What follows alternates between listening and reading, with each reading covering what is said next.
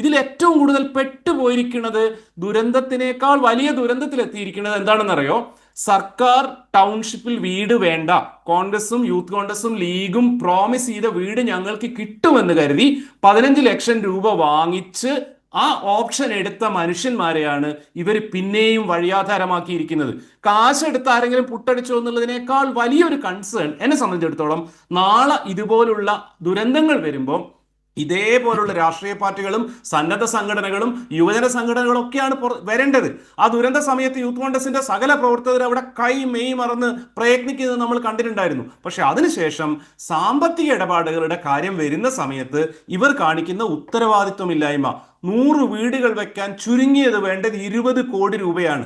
കേരളത്തിലെ കോൺഗ്രസ് പിരിച്ചിരിക്കുന്നത് അവർ പറയുന്നത് 3.5 കോടി രൂപയാണ്. അതും KPCC അക്കൗണ്ടിലിട്ട് തിരിക്കുകയാണ്.